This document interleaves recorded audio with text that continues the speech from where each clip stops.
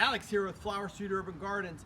Wanted to give you an update on the thinning of our peach trees.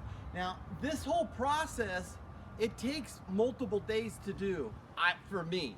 I don't seem to be able to go through it once and be good with it. I've gone through it multiple times and I'll see areas that I've missed, and I thought I was very thorough. But here's one of the strategies that I like to employ with this. You know, a lot of times I hear people saying, you know, I don't really have a lot of success with the fruit trees because the birds get them first. Well, the birds are keeping an eye on these things too because they know how delicious they are. So you need to be attentive to your trees.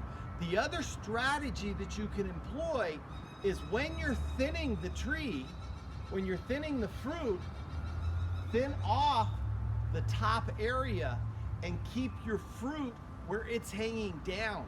The birds are not going to see it. You know, we've got these other trees sitting around. They're going to be primarily looking down. They're not going to be looking up for these peaches.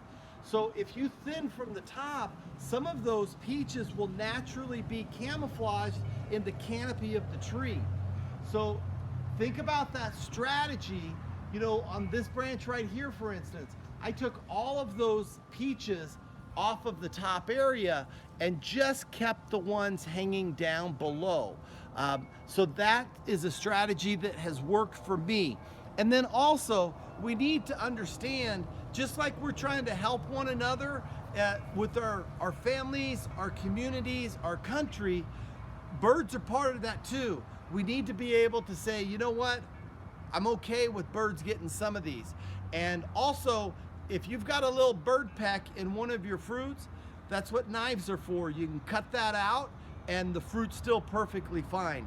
We eat that all the time. If it's something that you want to, you know, be able to eat and that bothers you, maybe that you cut that off, and that would be something that you freeze as you're going through that process of prepping your harvest for storage. Another one that we didn't really talk about is this tree here. I love this tree. This is a Waddell giant pear. Again, this was from my good friend Reed at RSI Grower. This was put in at the same time that we put in these peach trees. And one of the things that you'll notice about it is, if you come in over a little closer, you'll notice I've got all these sticks in the tree. For those of you that don't know about pear trees, they like to grow vertical. And so the tree can really just crowd itself out by the very nature of how it grows. So I put these sticks in there, and it's just little pieces of wood that I get from the shop. And but you can get these really easily. It could be bamboo, it could be anything that you want to spread that with. Now the main thing is, you don't want to spread it too far, too fast. You want to just ease it in, because if you try to do too much, and I did this on one of the branches, I spread it too far and it started to split at the crotch of the branch. So I had to wrap that up to really save that branch. And so that's something that you can do too.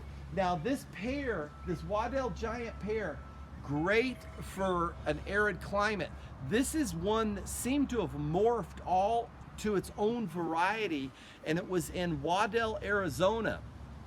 And Reed had a friend that wanted him to look at this unusual peach tree. No one could really figure out what it was. So they named it the Waddell, and they've named it the Waddell Giant because these pears can be, you know, a pound or two. These things get huge. This is not a pear that you would eat by yourself. This is definitely a share pear, okay? So I want to show you this and just how we spread these branches out. This one, we do keep it pruned up pretty well. When you see this bark here, which is nice and green, that was a branch that grew last year. Those are going to be the ones that are going to be the easiest to manipulate. Okay, so again, we're going to give you some great information. We're still doing our plant sale, so if you haven't, we've already had people picking up, so our supplies are dwindling. So if you haven't ordered your plants yet, or your potting soil, your garden soil, give us a call. We can have that right out front for you. You won't have to deal with any crazy crowds. And this is Alex with Flower Street Urban Gardens. I'll see you next time.